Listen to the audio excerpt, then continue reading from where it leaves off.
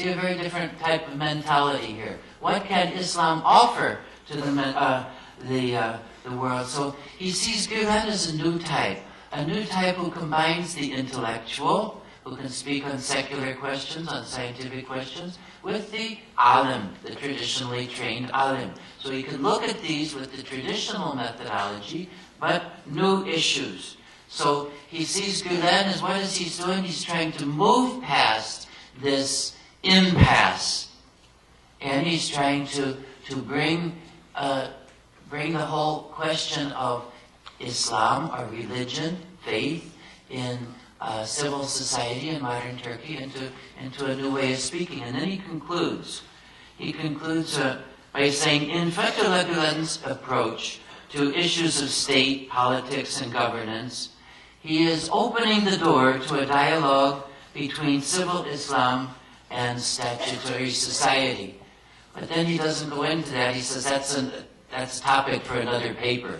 So we'll have to wait to the next Congress to see what the answer is. Then we move to the Fontenot's paper. Now their concern is, how does Fethullah Gülen legitimize Islam, or legitimize Sufism? Well, the first question is, why do you have to legitimize Sufism? Well, he says there is a problematic nature to Sufism, as all mysticism. People are getting information directly by themselves, not through some mediated source. And so it becomes unpredictable, it becomes somewhat uncontrollable, and so it comes up with meets a lot of criticism. Now, Gülen's response to legitimate this is that he's strong enough to root the Sufi tradition in the Quran itself, and particularly in the Sunnah, the practice of Muhammad. He says it's got to be that. That's his answer. Secondly, how does he legitimate Sufism to avoid conflict with the secular authorities?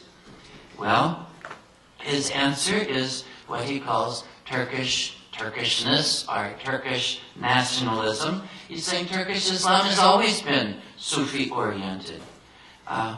He's also non-political, much less political, much less strong, you might say, in this than say Nursi. We all remember his famous statement, "A'udhu billah min ash-shaytan wa siyasa." I take refuge in God from Satan and from politics. So he doesn't. He's not as strong as that. He doesn't attack politics. He just says our movement is not political. Is not interested in that. I should say as a footnote, I get a bit nervous about the phrase. I don't really agree with it. That Gülen, one of the features of his speaking is he's a Turkish nationalist, or Turkish nationalism. I think that carries implications which Gülen really didn't mean at all. It's sort of implications of Turkey über alles, you know, and that's not Gülen's point. What he's trying to say to Turkish people is, he says, Turkish Islam has always been Sufi-oriented. What does this mean? It means love. It means being open-ended. It means being inclusive. It means being tolerant. Think of Mevlana. Think of Yunus Emre. And he's saying, you'll be like that. I think what he's doing, he's appealing to people's Turkish national pride. Now, I don't see this. There's a difference between this and what we might call nationalism. So I think so long as we understand that. So there's that. Then he tries to. So he's non-political, and he roots it in the Turkish experience, but then tries to make it international. So we get the development to dialogue, love, being international, etc.